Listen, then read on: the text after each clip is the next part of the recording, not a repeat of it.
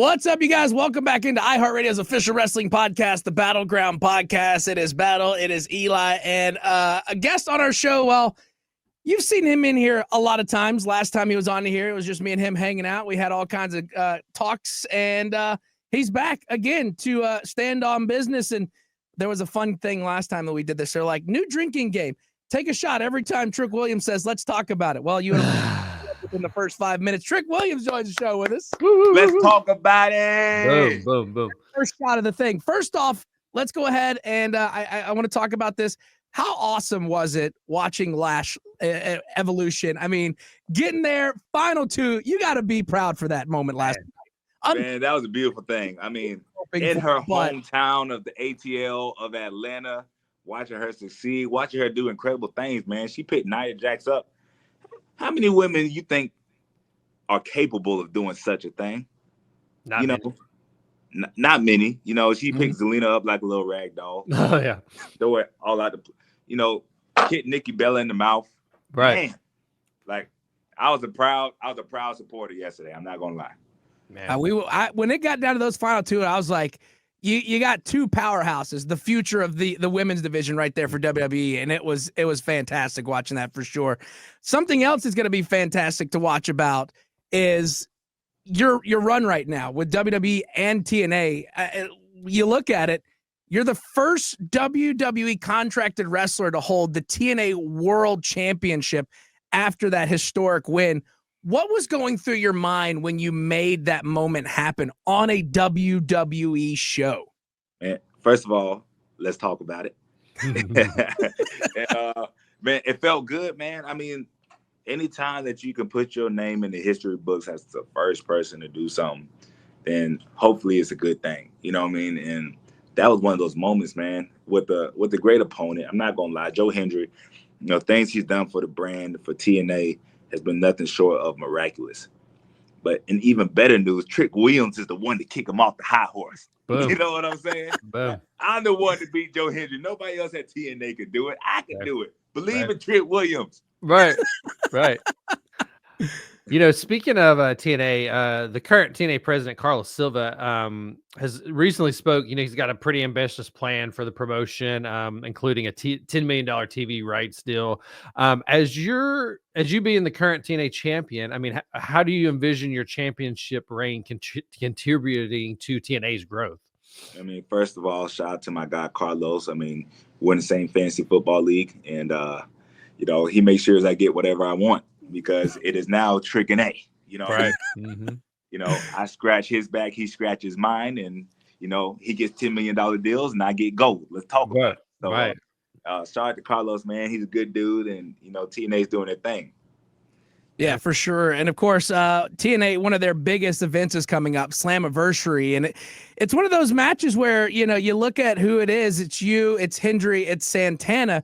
Obviously, you don't have to get pinned to lose that title. So do you feel added pressure defending against Hendry and Santana? Because Santana's made it very clear he's coming for you. He doesn't care about Hendry. He's coming for you. He's coming for what he thinks is his. How are you feeling heading into Slammiversary? Man, I've never been more confident in my life. Why? Because I've beaten the average Joe, and I've beaten the loud and proud Boricua, Mike Santana. And while we're speaking about Mike Santana, I heard he's from Jersey. So all that New York talk about him being down the road, I heard he has to get his family on a bus just to make it to the show. Let's talk about it. Oh, man. Woo. Okay. Yeah. Let's talk about your recent opponent at Against All Odds, Elijah. He's definitely living up to his journeyman moniker. He's been around NXT, WWE. Now he's in TNA. What was he as a contender in the ring, coming from, as someone with experience and also a powerhouse in his own right? Yeah, man, I have a lot of respect for Elijah. Eli Manning, it don't matter. Trick Williams, 1 and 5. He's a good guy. We did a lot of training together back in the day. So, man, I like him a lot, and, it was an honor to share the ring with him. But, hey, man, it's the new lion on top of the hill now. Yeah, easy to see. Yeah, absolutely. And, of course, you got a big matchup again, Slammiversary coming up. You versus Joe Hendry versus Santana triple threat for that that TNA World Heavyweight Championship right there that you got in our video. That's why you my dog. Hey, I had to correct myself real quick. Now, one thing a lot of people love to talk about, and we always love to see what people say on the internet. Everybody's got, Twitter fingers or whatever, but a lot of people are waiting to see when Trick goes up to the main roster for WWE. Could a main roster call up come while you're still holding that, TNA World Heavyweight Championship? And what would that transition look like for you and the title?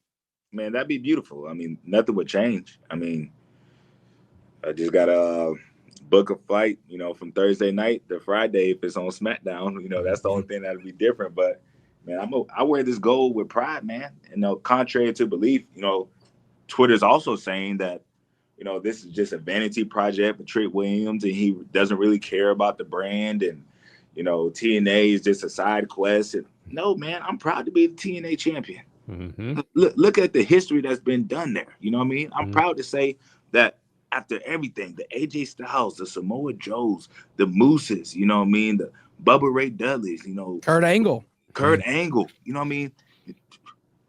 When you look at all these greats, I'm able to say that Trick Williams is the best of them all. Mm-hmm.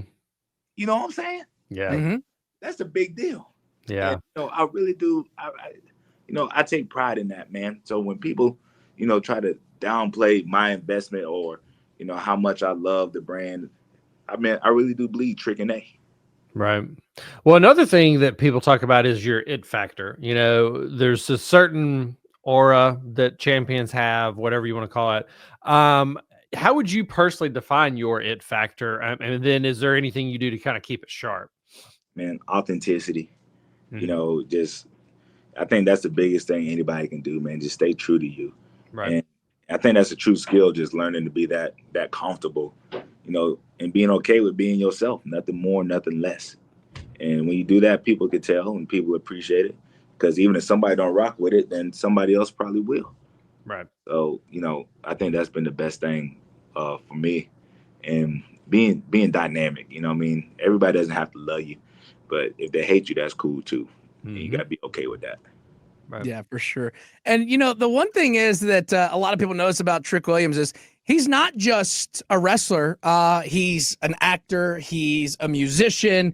And, you've got hit singles like Mike Who. And, of course, you've used them to build your character up with multiple cross-brand feuds heating up. How important is music to maintaining that Trick Williams vibe? And does, maybe you creating a new theme song for yourself in TNA and maybe something over here in WWE?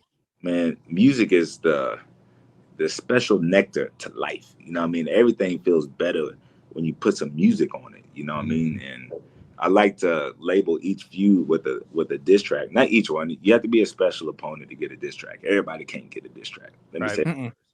But when we look back in 10 years and we talk about this Trick and A title run, we might pull back up the average Joe.